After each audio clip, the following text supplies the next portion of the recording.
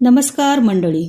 आज कोकण भ्रमंतीचा शेवटचा दिवस असल्यामुळे उन्हे वाढण्याच्या आधीच सकाळी लवकर श्री क्षेत्र कुणकेश्वर दर्शनासाठी जाण्याचे ठरवले आणि त्याप्रमाणे सकाळी 7 वाजता आम्ही देवगडमधून बाहेर पडलो. खाडीवरील नवीन पुलावरून अवघ्या अर्ध्या तासात कुणकेश्वरला पोहोचता येते. कुणकेश्वरला जाण्याची ही आमची बहुतेक 5वी वेळ असावी.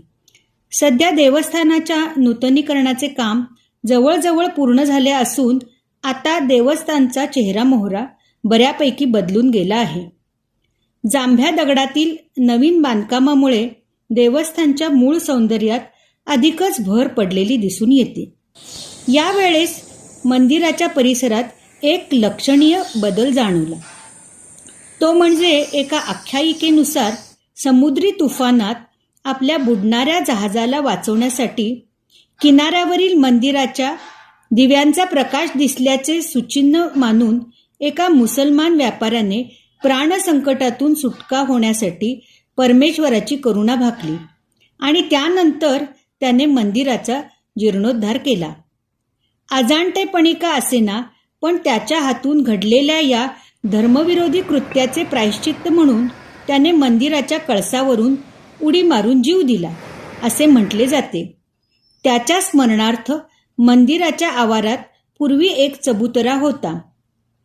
नवीन माहिती पुढे आल्याने ही केवळ आख्यायिका असून त्यात सत्याचा अपलाप झाल्याचे सिद्ध झाले आहे आणि त्यामुळे ते बांधकाम आता हटवले गेलेले दिसते. या मंदिराचा इतिहास 12व्या शतकातील यादव काळाशी जोडला जातो. छत्रपती शिवाजी महाराजांनी या मंदिराचा जीर्णोद्धार केला होता. हे मंदिर द्राविडी शैलीत बांधलेले असून याच्या बांधकामात जांभ्या दगडाचा वापर केला आहे. मंदिराच्या अगदी जवळच अत्यंत स्वच्छ आणि सुंदर असा कुणकेश्वराचा समुद्रकिनारा आहे. आम्ही सकाळी लवकर मंदिरात पोहोचल्याने श्रींचे दर्शन अगदी जवळून आणि शांतपणे घेता आले आणि मन अगदी प्रसन्न झाले.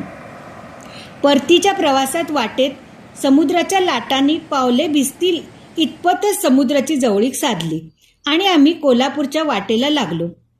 वाटेत राधानगरी धरणाच्या बॅकवॉटरच्या शुष्क झालेल्या पात्रासमोर थोडीशी फोटोग्राफी केली आणि पुढे राधानगरी अभयारण्याच्या प्रवेशद्वाराशी गरमागरम चहाचा आस्वाद घेत तेथील सेल्फी पॉईंटजवळ फोटो सेशन आटोपले. चित्रातील का असेना, एका गव्या रेड्याच्या कुटुंबाचा फोटोही मिळवला. ख्यातनाम भारतीय पर्यावरण शास्त्रज्ञ माधव गाडगीळ यांच्या प्रयत्नातून सुरू झालेली मांजरखिंड दाजीपूर येथील माधव गाडगीळ एकलव्य अभ्यासिका पाहिली.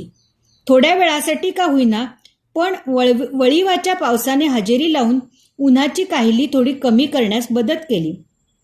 त्यामुळे वातावरण एकदम बदलून गेले आणि पुन्हा एकदा कोकणात जाण्याचे मनाशी नक्की ठरवत आम्ही कोल्हापूरकडे मार्गस्थ झालो.